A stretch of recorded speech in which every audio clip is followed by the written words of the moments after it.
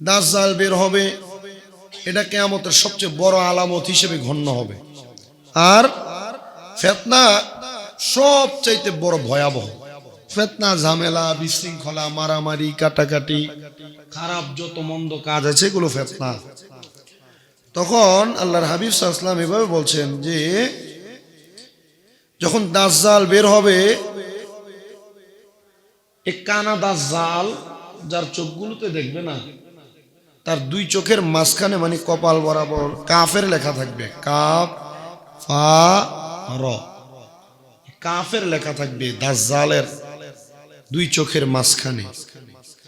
যারা মুমিন তারা এদেরকে দেখেই চিনে ফেলবে, যারা মুমিন তারা এদেরকে দেখেই চিনে ফেলবে।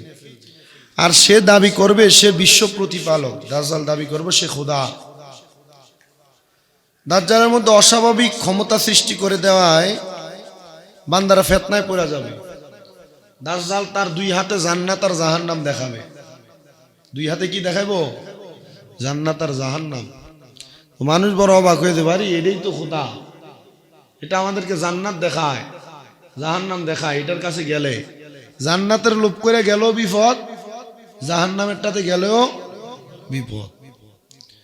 এর মধ্যে উল্লেখিত ফিতনা হইল সে মানুষকে হত্যা করবে, নিজে নিজে দাজ্জালে মানুষকে হত্যা করে ফেলবে এবং সাথে সাথে মানুষকে আবার জীবিত করে ফেলবে। এটা দাজ্জালের সবচেয়ে বড় ক্ষমতা এবং উল্লেখযোগ্য ফিতনা। মানুষকে বোমাগো এ মানুষকে মাইরে ফেলতেছে আবার জীবিত করতেছে, তার মানে এটাই বড় খোদা, এটাই বড় খোদা। আসলে কি এটা খোদা না দাজ্জাল? দাজ্জাল।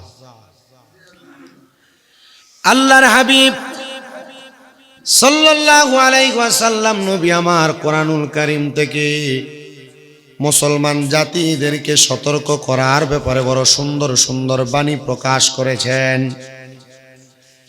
ইসলামী মুসলমান যারা, এদের জন্য নবী আমার বলেন নিঃসন্দেহে ইসলাম আল্লাহর নিকট একবারে মনোনীত একটা ধর্ম। এই ধর্ম ছাড়া আল্লাহর কাছে পছন্দের আর কোনো ধর্ম নাই। আমরা যে ধর্মের প্রতি আছি, যে ধর্মের উপর আধিষ্ঠিত আছি, এটাই সত্য ধর্ম। আল্লাহর কোরআন বলে যাদেরকে কিতাব দেওয়া হয়েছে তারা পরস্পর বিদ্বেষবশত তাদের নিকট জ্ঞান আসার পর মতানৈক্য করেছে। ইয়া রাব্বে কারীম আল্লাহ, তারা কেন মতানৈক্য করেছে? বলে আল্লাহর পক্ষ থেকে যখন তাদের কাছে 103খানা কিতাব আগমন করলো, এক একটা কিতাব নিয়ে তারা এক এক রকমের দ্বন্দ্বের মধ্যে পতিত হয়ে গেছে।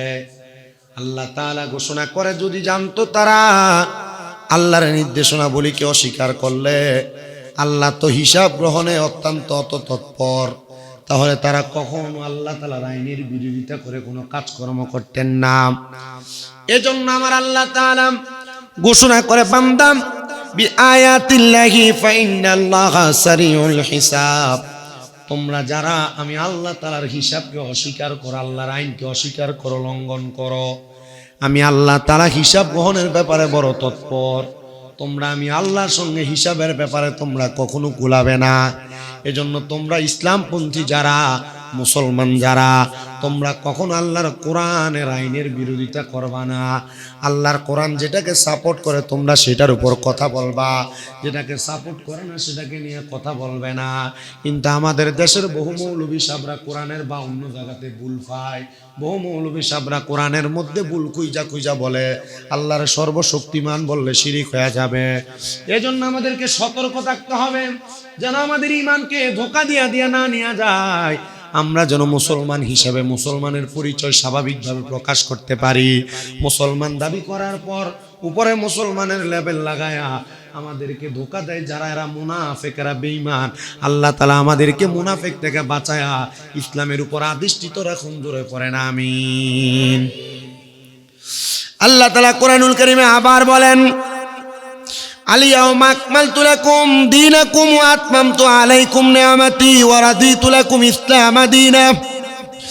আল্লাহ বলেন আজ আমি তোমাদের জন্য তোমাদের দিনকে পূর্ণাঙ্গ করলাম, এবং তোমাদের প্রতি তোমাদের দিন মনোনীত করলাম।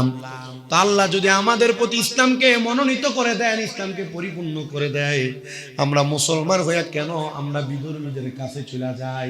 আর ইসলাম ধর্ম এত নিচু জাত ধর্ম না যে আমরা ইসলাম ধর্মের মুসলমান দাবি করার পরে আমরা দুনিয়ার জমিনের মধ্যে থাকা অবস্থায় বিধর্মীদের সাথে সঙ্গ লাভ করব। ইসলাম ধর্ম শান্তির ধর্ম। এই ধর্মের মধ্যে মারামারি কাটাকাটি কোনো দ্বন্দ্ব নাই, এবং এই ধর্মের মধ্যে আল্লাহ ছাড়া অন্য কারোর মূর্তির সামনে যায় মস্তক অবনতা করা এটাও জায়েজ নেই, এটা শিরক। আল্লাহ তাআলা আমাদেরকে এগুলা থেকে বাঁচার তৌফিক দান করুন, জোরে পড়েন আমিন। আল্লাহ তাআলা শুধু এই জায়গার মধ্যে ক্ষান্ত হন নাই। আল্লাহ তাআলা সূরা আল ইমরানের 85 নম্বর আয়াতের মধ্যে আল্লাহ ঘোষণা করে, বান্দা শোনো, আর কেউ ইসলাম ব্যতীত অন্য কোনো দ্বীনে গ্রহণ করতে চাইলে তা কখনো কবুল করা হবে না। আল্লাহ কেন, আপনি কি বুঝাইতে চাইলেন? আল্লাহ তাআলার এই আয়াতে কারিমার তাফসীর করতে গিয়ে আল্লামা জালালউদ্দিন সুয়ুতী রাহমাতুল্লাহ আলাইহির তাফসীরে জালালাইন শরীফের মধ্যে লিখতেছেন, অনেকেই মুসলমান দাবি করার পরে বিধর্মীদেরকে সহচর বানায়, এদের সঙ্গে চলাফেরা করে, ঠিক আছে এতটুক পর্যন্ত। কিন্তু যখন বিধর্মীদের ইবাদত খানায় চলে যায়, বিধর্মীরা যে মন্দিরে যায় মুসলমান দাবি করার পর মুসলমানেরা ওই মন্দিরের মধ্যে যায় তাদের সাদৃশ্য বহন করে, এরা নামে মুসলমান। শুনে রাখো, এটা কখনো আমার আল্লাহ তাআলা কবুল করবে না। আল্লাহ লানত দিয়ে তাদেরকে ধ্বংস করে দিবে, এটা আল্লাহর ফয়সালা। আল্লাহর নবী রাহমাতুল লিল আলামিন নবী হাদিসে মুবারাকার মাধ্যমে জানায়া দেয়, আন আবি হুরায়রা আর রাসূলুল্লাহি সাল্লাল্লাহু আলাইহি ওয়াসাল্লাম قال أمرت أن أقاتل الناس حتى يشهدوا أن لا إله إلا الله ويؤمنوا بي وبما جئت به। নবী আমার হাদিসে মুবারাকা দিয়ে ঘোষণা করেন, শোনো দুনিয়ার মানুষ, উমিরতু আন উকাতিলান নাস, আল্লাহ তাআলা আমারে সৃষ্টি করছেন মানুষের সাথে যুদ্ধ করার জন্য। আল্লাহ নবীকে কেন পাঠাইছেন? মানুষের সাথে যুদ্ধ করার জন্য। আমার নবী রাগান্বিত হয়ে বলতেছেন, কেন? নবী আমার জানেন নবীর উম্মতের মধ্যে এমন অনেক মুনাফিক থাকবে যারা মুসলমান দাবি করে নবীর আদর্শ থেকে দূরে সরে যায় মন্দিরে পূজা দিবে। আমার নবী রাহমাতুল লিল আলামিন নবী বলেন, উমিরতু আন উকাতিলান নাসা, আল্লাহ তাআলা আমি নবীরে পাঠাইছেন দুনিয়াতে মানুষের সাথে যুদ্ধ করার জন্য। ইয়া রাসূলুল্লাহ কেন? বলে হাত্তা, যতক্ষণ পর্যন্ত ইয়াশহাদু আল্লা ইলাহা ইল্লাল্লাহ, মানুষ বলবে আল্লাহ ছাড়া কোনো মাবুদ নাই, ওয়ায়ুমিনু বি, আমার প্রতি ঈমান আনবে, ওয়া বিমা জিতু বিহি, ততক্ষণ পর্যন্ত আমি তাদের সাথে যুদ্ধ করব। যুদ্ধ নবী কেন? বলে ফাইদা ফাআলু যালিকা আসামু মিন্নি দিমাআহুম ওয়া আমওয়ালাহুম ইল্লা বিহাক্কিহা ওয়া হিসাবুহুম আলাল্লাহ। শোনো দুনিয়ার মানুষ লোকেরা যত ঈমান আনয়ন করলে তাদের জান মাল আমার নিকট নিরাপদ থাকবে, কিন্তু ইসলামের হক কার্যকরী হবে আর তাদের ব্যাপারে হিসাবের ভার আল্লাহ তাআলা আল্লাহর উপর ন্যস্ত। যারা ইসলাম ধর্ম গ্রহণ করবেন, যারা মুসলমান দাবি করবে, যারা ইসলামের কাজগুলো পরিপূর্ণ পুঙ্খানুপুঙ্খানুভাবে আদায় করবে, নবী আমার বলে তাদের সব জান ও মানের দায়িত্ব আমি নবীর উপরে। আর আমার আল্লাহ তাআলা আমি নবীর কাছ থেকে ময়দানে মাশরে হিসাবগুলা গ্রহণ কইরা তখন ওই উম্মতগুলারে বাঁচাইয়া দিবে। আর যদি তারা মুসলমান দাবি করার পর কোনো বিধর্মীদের সাদৃশ্য কোনো কর্মকাণ্ড করে বেড়ায়, তাহলে আমার আল্লাহ তাআলা তাদেরকে কোনো দিকে ছাড় দিবে না। জোরে জোরে পড়েন না নাউজুবিল্লাহ। আল্লাহর নবী আরেকটা হাদিসে মুবারাকার মধ্যে বলেন, ওয়াল্লাযী নাফসি মুহাম্মাদিন বিয়াদিহি লা ইয়াসমাউ বি আহাদুম মিন হাযিহিল উম্মতি।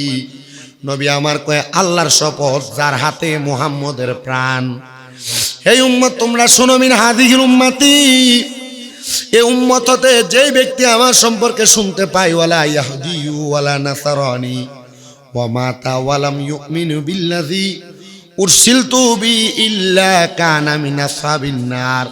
নবী আমার কই উম্মতের ভিতরে কেউ যদি আমি নবীর সম্পর্কে শুনতে পায়, হে যদি ইহুদি হয়, নাসারা হয়, আমি যে দিন নিয়ে প্রেরিত হয়েছি যদি তার উপর ঈমান না আনে, তাহলে সেই ব্যক্তি জাহান্নামী হয়ে যাবে। এই যে আপনারা হিন্দু দেখেন, খ্রিস্টান দেখেন, বৌদ্ধ দেখেন, অন্য ধর্মের মানুষ দেখেন, তাদের কাছে যদি কখনো ইসলামের দাওয়াত নিয়ে যাওয়া হয়, তারা যদি মুহাম্মদুর রাসূলুল্লাহর প্রেরিত ধর্ম ইসলাম তারা না গ্রহণ করে, তারা দাওয়াত পাওয়ার পরেও নবী কয় হয় সে হিন্দু হোক, বিধর্মী হোক, ইহুদি সম্প্রদায় হোক, যে ধর্মের হোক না কেন, সে যদি এই ইসলাম ধর্ম গ্রহণ না করে মারা যায়, তাহলে আমার নবী বলে সে ধর্মওয়ালা জাহান্নামী। সে ধর্মওয়ালা, তাহলে জান্নাতি ধর্ম কোনটা? জোরে কয় না তো, জান্নাতি ধর্ম কোনটা? এই ধর্ম ছাড়া অন্য যত ধর্ম আছে নবী বলেন এই ধর্মের দাওয়াত যদি তাদের কাছে যাওয়ার পর তারা এই ধর্ম গ্রহণ না করে, তাহলে তারা যদি ইন্তেকাল করে মরে, তাহলে তাদের মরার পরের জীবনটা হবে জাহান্নামী জীবন। আল্লাহর নবী বলেন ইয়া আইয়ুহাল মুমিনুন ইয়ালামু, হে মুমিনেরা তোমরা জাইনা রাখো, আন্নাল ইসলাম দীনুন উলফিয়াতি, ইসলাম হলো সম্প্রীতির ধর্ম, ওয়াল হিলমি সহনশীল, ওয়াত তাআতুফি ইসলাম হলো সহানুভূতির ধর্ম, লা তাতাওয়াফা ফি এ ধর্মে কোনো উগ্রতা নাই, ইয়া জানুল ইসলাম ইসলাম ধর্মটা এত সুন্দর, আইয়াকতুলা ওয়া ইয়াজলিমাল কুফার কোন কাফেরের উপর ইসলাম ধর্ম মুশরিকদের উপরে কোনো অত্যাচার অনাচার করে না। কেন? ওয়ালা ইউহিল্লু আইয়াসুব্বা ইলাহাম বাতিলান ওয়া আইয়াকুরিহা আহাদান ফি কুবুলিল ইসলাম। নবী আমার কয় আর বাতিল ইলাকে গালি দেওয়া ইসলাম কখনো সাপোর্ট করে না। মানে মুসলমান ছাড়া অন্যান্য ধর্মের মানুষ যারা, তাদের এলাহাকে গালি দেওয়া, তারা যেটার পূজা করে এগুলার নিয়ে মন্তব্য মানে গালি গালাজ করা, এটা কখনো ইসলাম সাপোর্ট করে না। শুধু তাই নয়, কোনো ইসলাম ধর্মে গ্রহণ করানোর জন্য কোনো মানুষকে বল প্রয়োগ করা, চাপ দেওয়া, তুই ইসলাম ধর্ম গ্রহণ করাই লাগবে, ইসলাম ধর্ম সেটাকেও বৈধ মনে করে না, সাপোর্ট করে না। কিন্তু আল্লাহর নবী বলেন দুনিয়ার মানুষ তোমরা শোনো, মাহাল মুখালিফিনা বি আহসানি, তোমরা মুসলমান হইয়া অন্য ধর্মের মানুষের সাথে বিতর্ক করবা। কিসের বিতর্ক? ইসলাম ধর্ম সত্য ধর্ম তা প্রমাণ করার জন্য। শুধু তাই নয়, আইয়াদউ আন-নাসা ইলা সাবিলিল্লাহি বিল হিকমা ওয়াল মাউইযাতিল হাসানা, মানুষকে আল্লাহর রাস্তায় হিকমত এবং উত্তম উপদেশের মাধ্যমে আহ্বান করবা। যদি তোমার সাথে কোনো হিন্দু থাকে, তোমার সাথে কোনো বিধর্মী চলাফেরা করে, ব্যবসায়িক খাতিরও কোনো সম্পর্ক হয়, এমন সুন্দর সুন্দর কথা বলে তার ইসলামের দিকে আহ্বান করবা, ইসলামের দিকে আহ্বান করবা। দেখবা তোমার সুন্দর আচরণে সে ইসলামের দিকে দাবিত হয়ে যায়। খুশির আর আনন্দের একটা খবর, আমার সঙ্গে এই স্বাভাবিক একটা ব্যবসার সাথে জড়িত একটা হিন্দু, আমাদের কুমিল্লাতে বাড়ি, সে সব সময় চলাফেরা করে। আমি যখনই আমাদের প্রতিষ্ঠানের ব্যবসা প্রতিষ্ঠানের মধ্যে যাই, আমি যে সালাম দিই আসসালামু আলাইকুম ইয়া হাবিবি, কয়েকদিন সালাম দিতে দিতে এখন আমি দোকানে ঢুকার আগেই হিন্দু বেড়াই কয়েক আসসালামু আলাইকুম ইয়া হাবিবি। মারহাবা খন না, বেড়া কি হিন্দু। আমি দোকানে ঢুকতে কয়েকদিন দিছি আসসালামু আলাইকুম ইয়া হাবিবি কে মুসাফা করতাম কয়েকজনের সাথে। এখন হ্যাঁ বুঝ জ্বালাইছে যে এটা আমরা একটা সুন্দর বাক্য, আসসালামু আলাইকুম ইয়া হাবিবি, আসসালামু আলাইকুম, আপনার উপর শান্তি বসিত ইয়া হাবিবি হে বন্ধু। এখন হ্যাঁ দেয় আসসালামু আলাইকুম ইয়া হাবিবি কে হাত বাড়ায় দেয়, সুন্দর ধর্ম। এখন সে ইনশাল্লাহ কয়, মারহাবা কয় না। এর আগে আমাদের যে কোম্পানির ব্যবসা, ওইখানে সে মাসে 70-80 হাজার টাকা ইনকাম করতো। কিছুদিন আগে তার র্যাঙ্ক বাড়ার কারণে ম্যানেজার হয়েছে। ম্যানেজার হতে এখন এর বেতন দেয় 1 লাখ। হ্যাঁ আমি কইলাম কি দাদা আপনি তো এখন 1 লাখ টাকা বেতন? কয় আলহামদুলিল্লাহ। আমি কে দিদি ফাগলা দিই, এটা যদি কোনো রকম বুঝান যায় এটা ইসলাম গ্রহণ করবে, মারহাবা কর না। তবে অনেক বিধর্মীরা ইসলাম ধর্ম গ্রহণ করে না, চিন্তা করে বাপ দাদার ধর্ম যদি গ্রহণ ছাইরা দেই, ত্যাগ কইরা দেই, কি জানি হয়ে যায়, এ চিন্তা কইরা অনেকে বাপ দাদার সম্পত্তি পাবে না, এ চিন্তা কইরা ধর্ম ত্যাগ করে না। তবে এরা নিজেরাও জানে এদের ধর্ম যে বিকৃত, এদের ধর্ম মূর্তি পূজা, নিজেই খোদা বানায়, নিজেই খোদা বানায়, নিজেই পূজা করে, সামনে খানা দেয় খায় না, নিজে খোদা বানায়, এটার আবার ফানিত ফালায় দেয়, আবার পাড়ায় এটারে পানির নিচে দেয়। আজব ধর্ম। ইসলাম ধর্মের খোদা দেখছেন না, দেখে বিশ্বাস করছেন এটা ইসলাম। ইসলাম সম্প্রীতির ধর্ম। তাদের ধর্ম নিয়ে বাজে মন্তব্য করা আমাদের কাজ না। আমাদের কাজ ইসলাম ধর্ম সুন্দর তাদেরকে বোঝানো। ইসলাম ধর্ম কি সুন্দর তাদেরকে বোঝানো। যদি বোঝাইতে পারি এরা আমার ধর্মে আসবে। মারহাবা পড়েন। আল্লাহর নবী রাহমাতুল লিল আলামিন নবী আমার বলেন, আল্লাহর কোরআনে আল্লাহর ঘোষণা, দিন গ্রহণে কোনো জোর জবরদস্তি নেই। সত্য পথ ভ্রান্ত পথ থেকে সুস্পষ্ট, তাই তাগুদের অস্বীকার করবে, আল্লাহর উপর ঈমান আনবে, তখন সে মজবুত হবে, কখনো সে ভাঙবে না। যদি কোনো বিধর্মী মানুষ তার মূর্তি পূজাটারে অস্বীকার করে, যে এইটারে আমি বানাইলাম, আমি পূজা করি, আবার আমি দাফন করলাম, এটা কেমনে খোদা হয়? আল্লাহর নবী কয়, কেউর ভিতরে যদি এমন বিশ্বাস আসার পর আল্লাহর প্রতি ঈমান চলে আসে, তাহলে হাজার চেষ্টা করা হইল তার ঈমানটারে সরানো যাবে না। মারহাবা কোন নবী আমার বলে, শুধু তাই নয় মুসলমান শুনো, লাউ শাআ রাব্বুকা লাআমানা মান ফিল আরদি কুল্লুহুম জামিয়া। আমার নবী আল্লাহর কোরআন থেকে বলেন, আপনার প্রতিপালক চাইলে পৃথিবীতে যারা আছে তারা সকলেই অবশ্যই ঈমান আনত। তবে কি আপনি মুমিন হওয়ার জন্য মানুষের উপর জবরদস্তি করবেন? আল্লাহ চাইলে দুনিয়ার সবরে মুসলমান বানায় ফাটাইতে পারত। কিরে ফাটাইছে না? কারণ আল্লাহ জানে সবটিরে মুসলমান বানায় ফাটাইলে মুসলমানের ভিতরে এক জাত যে আছে মুনাফেক, সারা জীবন সুন্নি মুসলমানরে কইছে মাজার পূজারি মাজার পূজারি, কনের পরে কিছুদিন আগে এরা মন্দিরে যে পূজা করছে, এরা মুসলমান দাবি করছে। আল্লাহ এরা যে মুনাফিক, এরা বোঝানোর দরকার আছে না? কইছে মাজারে তাবারুক দিলে এটা গু গু, এটার সে বেদাত কইয়া ফতোয়া দিছে, এটিরে মন্দিরের ভিতরে নিয়ে প্রসাদ খাওয়াই ছেড়ে দিছে। আল্লাহ কয় মুনাফিক চিনবি, চিনালো, কিনে দিছে লেবাসওয়ালা মুনাফিক। কি সুন্দর মুসলমান দাবি করে, শয়তানের দল। আল্লাহর কোরআন থেকে আল্লাহ তাআলা নিজেই ঘোষণা করেছেন, ওয়ালা তাসাব্বুল্লাযিনা ইয়াদউনা মিন দুনিল্লাহি ফায়াসুব্বুল্লাহ আদওয়াম বিগাইরি ইলমিন। আল্লাহর কোরআন বলে, আল্লাহকে ছাড়িয়া যাদেরকে তারা ইবাদত করে তাদেরকে তোমরা গালি দিও না, কেননা তারা সীমা লঙ্ঘন করে, অজ্ঞান বশত আল্লাহকেও গালি দিবে।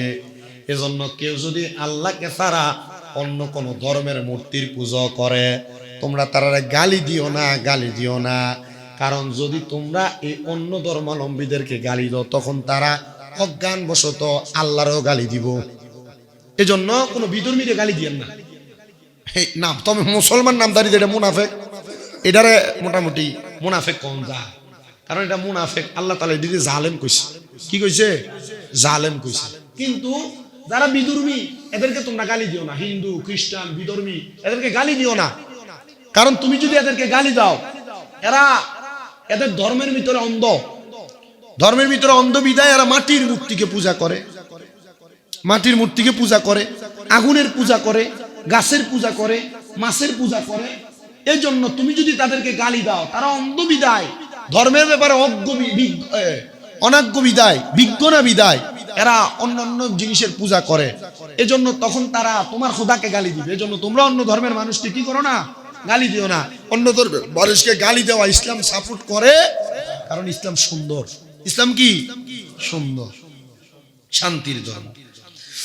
আল্লাহ তাআলা কুরআনুল কারীমে আরো বলেন, এ দুনিয়ার মানুষ, সূরা আনকাবুতের 46 নম্বর আয়াত, তোমরা উত্তম পন্থা ব্যতীত আহলে কিতাবের সঙ্গে বিতর্ক করো না। আপনি যাইয়া যদি কোনো হিন্দুরে কন যে তুমি মাটির মূর্তির পূজা করো, তুমি গাছের পূজা করো, তুমি মাছের পূজা করো, তুমি সূর্যের পূজা করো, তুমি লিঙ্গের পূজা করো, এটা ঠিক না। আপনি কিন্তু তার ধর্মকে অবমাননা করে ফেলছেন, তার ধর্ম। তখন তার কাছে আপনার ব্যাপারে নেগেটিভিটি থাকবে।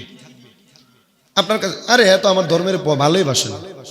তাকে এমন ভাবে প্রেজেন্ট করতে হবে যে আমার ধর্মেতে এই কাজ আছে, খুব সুন্দর। তোমার ধর্মে কেমন কোনো কাজ আছে? আমার ধর্মে কোনো মুসলমান মারা গেলে একে সুন্দর করে গোসল দেওয়া হয়, এরা সুন্দর করে কাফন দেওয়া হয়, সুন্দর করে মাটি দেওয়া হয়। তোমার ধর্মে দেখলাম, আপনি বলার দরকার নেই যে তোমার ধর্মে তো অনেককে পুড়িয়া দেওয়া হয়, এটা কি ঠিক? বা তোমার ধর্মে এটা কি বলে, বা তোমার বিবেক কি বলে? তখন সে এটাকে খুব নিজের মাঝে নিজের ধর্মের প্রতি নেগেটিভিটি চলে আসবে। তখন সে বুঝবে যে না, আসলে তো ইসলাম সুন্দর। ইসলাম কি হাত পা ভাঙিয়া দেয়। একটা ছেলে তো ভারতে গত বছরের আগের বছর করোনার আগটা দিয়া সে তার বাবারে নিজের হাতে আগুন দেওয়া লাগছে। কইছে যে বাপ আমার এত কষ্ট করে লালন পালন করলো, আমি বাবার মুখে আগুন দিব? হোয়াটসঅ্যাপে আমাকে ফোন দিয়ে ইসলাম কবুল করছিল আমার মনে। আমি বলছি তুমি এমনি তো পড়ছো, তুমি তোমার পার্শ্ববর্তী কোন ইমামের কাছে কালেমা পড়ে নিও। তো আমার কথা হচ্ছে, যে ধর্ম মানুষকে সহনশীলতা সৌন্দর্য শিখায় না, এ ধর্ম আমার দরকার নেই। আমার ধর্ম আমাকে সহনশীলতা শিখায়, আমার ধর্ম আমাকে ভালোবাসা শিখায়, মোহাব্বত শিখায়। আমার ধর্ম যেন অন্য কোনো ধর্মের মানুষকে কষ্ট না দেয়, আমার ধর্ম যেন অন্য কোনো ধর্মের মানুষকে। আমি বহুত জায়গায় মাহফিলে গেল বলি যে আপনারা এতগুলা মাইক লাগায় না, 40-50টা মাইক লাগায় না, অন্য ধর্মের মানুষ বা ধরেন যে বাড়ি ঘরে মানুষ কষ্ট পায়, আপনারা এগুলা কইরেন না। মাহফিলের শ্রোতা যারা এরা শুনুক, আর মোটামুটি রাত্র 10টা পর্যন্ত বাহিরের মাইক চলুক, এরপরে বন্ধ করে দেন না, মানুষ তো ঘুমাবে। এগুলো বইলা দিই, বিধর্মী মানুষ তো একদিন মন্তব্যই করে ফেলছে যে এত রাত্র পর্যন্ত মাইক বাজাইয়া মানুষকে কষ্ট কেন দেওয়া হয়। তো এগুলা তো আমার ধর্মকে মানুষের কাছে কুলুষিত করে, কুলুষিত যেন না করে। আমি আমার ধর্ম যে সম্প্রীতির ধর্ম, অন্য অন্য ধর্মের মানুষের প্রতি যে ভালোবাসা দেখা, আমি সেটা বলছি। আল্লাহ তাআলার কোরআন আরো বলেন, আপনার প্রতিপালকের পথে আহ্বান করুন পরিপক্ক কলা কৌশল এবং উত্তম উপদেশের দ্বারা, তাদের সাথে ওই পন্থায় তর্ক করুন যা সর্বাধিক উত্তম। নিশ্চয় আপনার প্রতিপালক জানেন কোন ব্যক্তি তার পথ থেকে বিচ্যুত হয়েছে, আর তিনি ভালোভাবে জানেন সঠিক পথপ্রাপ্তদের কথা।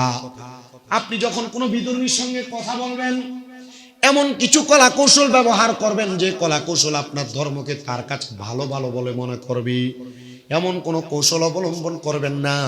কোনো হিন্দু বলেন, খ্রিস্টান বলেন, বৌদ্ধ বলেন, ইহুদি বলেন, নাসারা বলেন, এদের সামনে এমন কোনো কর্ম করবেন না যে কর্মের কারণে আপনার ইসলাম ধর্মের ব্যাপারে সে বাজে মন্তব্য করতে বাধ্য হয়। আপনি মুসলমান, হিন্দুর লোকে ব্যবসা করতে গেছেন, অন্য ধর্মের মানুষের সাথে ব্যবসা করতে গেছেন, করলেন সিটারি, তখন এই বিধর্মীর কাছে আপনার ধর্ম কি ভালো আছে? তুমি মুসলমানে আমার সাথে বাটপারি করে, তখন আপনার ইসলামের প্রতি সে আক্রোশ দেখাবে, মুসলমানের প্রতি আক্রোশ দেখাবে। আমাদের ধর্ম যেন আমাদের কেমন কোনো কর্ম না করায়, যে কর্ম আমাদেরকে বিধর্মীর কাছে আকর্ষিত করে। আল্লাহর নবী বলেন, শোনো দুনিয়ার মানুষ, তোমরা শোনো, সালাসাতুন লা তুরাদ্দু দাওয়াতুহুম আস-সাইমু হাত্তা ইফতিরা ওয়াল ইমামুল আদিল ওয়া দাওয়াতুল মাজলুম। শোনো দুনিয়ার মানুষ, 3 ধরনের দোয়া কখনো আমার আল্লাহ তাআলা ফিরিয়ে দেয় না। 1 নাম্বার, রোজাদার যখন ইফতার না করে দোয়া করে, এই দোয়া আল্লাহ ফিরায় না, বদদোয়া করলে আল্লাহ এটা কবুল করে নেয়। 2 নাম্বার, কোন সুবিচার শাসক, ভালো মানুষ, ভালো শাসক, এলাকার ভালো সর্দার, ভালো মেম্বার, ভালো চেয়ারম্যান, ভালো এমপি, ভালো মন্ত্রী, ভালো দেশ পরিচালক, সুবিচারক, সুবিচারক, সুবিচারকের দোয়া আল্লাহ তাআলা ফিরিয়ে দেয় না। আমার একটা প্রশ্ন আবার মনে জাগছে, এটা আপনারা কে খুশি হইবেন আর কে বেজার হইবেন। বাংলাদেশে যদি ইসলাম এবং ইসলাম কোরআন সুন্নাহ ভিত্তিক সমাজ পরিচালনা হইতো, আমার একটা প্রশ্ন মনে জাগছিল, এই 5 আগস্টের পরে বাংলাদেশে মারামারি হয়েছে না, পিটাপিটি হয়েছে না, হত্যা হয়েছে না, খুন হয়েছে না, রাজধানী হয়েছে না, বাংলাদেশে উত্তম বিচার পরিচালনা থাকতে তো 5 আগস্টের আগে ধরে নিলাম যিনারা চলে গেছেন ওনারা করছে, 5 আগস্টের পরে করলো কোন চোরেরা? কথা বলেন। তার মানে বোঝা যায় এই দেশে শুধু রাষ্ট্র পরিচালক না, এই দেশের মানুষ যারা আছে এদের মাঝেও বেইনসাফ আছে, এদের মাঝেও হত্যাকারী আছে, এদের মাঝেও সন্ত্রাস আছে, এদের মাঝেও জুলুমবাজ আছে। সবগুলো একসাথে দেশটাকে নরক বানাইতে চায়। কথা বলেন। সবগুলো একসাথে দেশটাকে নরক বানাইতে চায়, জাহান্নাম বানাইতে চায়, দেশকে বিশৃঙ্খলা করতে চায়, দেশটাকে মানুষের হাতে, অন্য অন্য দেশের হাতে দিয়ে দিতে চায়। আমার কথা হচ্ছে, আপনি যখন ইসলামী দেখি না, ইনসাফ ওয়ালা লোক তো দেখি না, আমারে দিবেন, আমি যদি দেশের শেয়ার পাই তাহলে আমার অবস্থা টাইট করে না, আমি আরে 1 কোটি দে, 50 লাখ, আর 50 লাখ আমার ব্যাংকে দে। কি কথা কই না কেন? ইনসাফ নাই বিদায়, আদল নাই বিদায়। এজন্য সুবিচারক নেতা যারা, ভালো মানুষ যারা, উত্তম কাজ যারা করে, উত্তম কাজ যারা করে, এরা যদি কখনো কোনো বদদোয়া দেয় তাহলে এদের বদদোয়া আল্লাহ ফিরায় না, এ দোয়াটা আল্লাহ কবুল করে নেয়। 3 নাম্বার, আল্লাহ নবী কয় কোন নির্যাতিত মাজলুম ও দাওয়াতুল মাজলুম, কোনো মানুষ কোনো অন্যায় করে নাই, আপনি শুধু শুধু তারে ফিরাইছেন। কোনো মানুষ কোনো পাপ করে নাই, আরে শুধু শুধু শাস্তি দিলেন। কোনো মানুষের কোনো দোষই নাই, আপনি তার উপর অত্যাচার করলেন, জুলুম করলেন। নবীকে যদি কোনো দোয়া করে, আল্লাহ লগে লগে তার দোয়া কবুল কইরা ওই মানুষের দোয়াটা আর বদদোয়া যদি দেয় সাথে সাথে কবুল করে। ইয়া রাসূলুল্লাহ কেন বললেন এই কথা? নবী এই কথা বলে পরে আরেকটা হাদিস বলছে, দাওয়াতুল মাজলুমি ওয়া ইন কানা কাফিরু লাইসা দুনাহা হিজাব। নবী বলেন নির্যাতিতদের দোয়া কবুল হতে কোনো বাধা নাই যদি এটা কাফের হয়। মনে করেন হ্যাঁ হিন্দু, হ্যাঁ খ্রিস্টান, হ্যাঁ নাসারা, হ্যাঁ ইহুদি, হ্যাঁ কোনো অন্যায় করেন, আপনি শুধু শুধু আরে পিটাইবেন? কথা বলেন, আপনি শুধু শুধু আরে পিটাইবেন? ইসলাম ধর্ম এটাকে সাপোর্ট করে না। আপনি বিধর্মীদের প্রতি অত্যাচার করতে পারবেন না। হিন্দু বলেন, খ্রিস্টান বলেন, ইহুদি বলেন, নাসারা বলেন, কাফের বলেন, এদের প্রতি অত্যাচার করার আদেশ ইসলাম আপনাকে দেয় নাই। নবীজি বলেন যদি সে অন্য ধর্মেরও হয়, যদি তুমি তার উপর জুলুম করা, সে যদি এই সময় যদি বদদোয়া দেয়, তোমার উপর বদদোয়া পড়বে। তোমার উপর কি পড়বে? বদদোয়া পড়বে। তাহলে এমন খ্রিস্টান, হিন্দু বলেন, অন্য অন্য ধর্মের মানুষ বলেন, এদেরকে অত্যাচার অনাচার করা যাবে না, এদের উপর কি করা যাবে না। নমরুদের কথা শোনেন না আপনারা? নমরুদ তো দুনিয়াতে অনেক কিছু করছে। ইব্রাহিম আলাইহিস সালাম বহু শাস্তি দিচ্ছে। তো ইব্রাহিম নবীরে শাস্তি দিতে দিতে দিতে দিতে যখন শাস্তি দিয়ে কুল পায় না, নমরুদের কাছে আইসা এক শয়তান মার্কা লোক নমরুদের উম্মত দাবি করে, নমরুদের খোদা দাবি, নমরুদের খোদা মানে আপনি একটা কাজ করেন না, এমনি তো নমরুদের শাস্তি দেওয়া যাবে না, ইয়া বড় একটা আগুনের কুণ্ডলি জ্বালাই দেন, যেটার ভিতরে নমরুদরে পালাইলে, ইব্রাহিম নবীরে ফালাইলে উনি এখানে জ্বলবো। তো আগুন জ্বালাই, এখন দেখা যায় আগুনের 100 হাত দূরে যাইলে এত বড় আগুন জ্বালাইছে, গরমের তাপে এদের নিজের চামড়াই পুড়া যায়। শয়তান আইয়া মানুষের শুরুর ধরে বুদ্ধি দিছে, ইয়া একটা চরক গাছ বানান। কি বানা? একটা গাছের ভিতরে আর একটা গাছ আঘাত বাঁধেন, এটার মাথাটা টান দিয়ে নিয়ে ইব্রাহিমকে বাইন দেয়, গুলাল বানায় না, গুলাল, এই গুলালের আবিষ্কার হেন থেকে এসে। চরক গাছ বানান, ইব্রাহিমকে বাইন দেয়া ওইনে ফালাই দেন। ইব্রাহিম আলাইহিস সালামের উপর এত জুলুম অত্যাচার অনাচার। এখন দেখতেছি ইব্রাহিম আলাইহিস সালাম যখন কান্না করছে, ইব্রাহিম আলাইহিস সালামের চোখের পানি নিচে পড়াতে ইব্রাহিম নবী কইছে, আল্লাহ ইসলাম ধর্ম আপনাকে মানতেছি আর আমার এত কষ্ট দিতেছে, আপনিও সহ্য করতেছেন। এখন দেখতেছি সরক গাছের টান দিয়ে ছাইরা দিয়ে ইব্রাহিম নবী জায়গা ধরে যায় না, আগুনে যায় পড়ে না। শয়তান আবার মানুষের শুরুতে বুদ্ধি দেয়, ইয়া এখানে যে আপনি ইব্রাহিম নবীরে মানেন, ইব্রাহিম তো কি যেন পরে, ইব্রাহিমের এখান থেকে ফালানো যাবে না। মূলত বিষয় এটা না, ইব্রাহিম যে কাঁদছে, নবী কান্না করার কারণে ফেরেশতারা ইব্রাহিম নবী সরক গাছে ধরে রাখছে। শয়তানের বুদ্ধি দিয়ে এখানে ল্যাংটা মহিলা ছেড়ে দেন। কি মহিলা? ল্যাংটা মহিলা ছেড়ে দেন, অথবা এখানে গুনার কাজ করান, তখন দেখবেন যে শয়তান ফেরেশতা চলে যাবে, তখন শাস্তি পেয়ে যাবে। তো কি করছে? 10 জোড়ায় 10টা পুরুষ আর 10টা নারী, যুবক যুবতীরা ছেড়ে দিচ্ছে।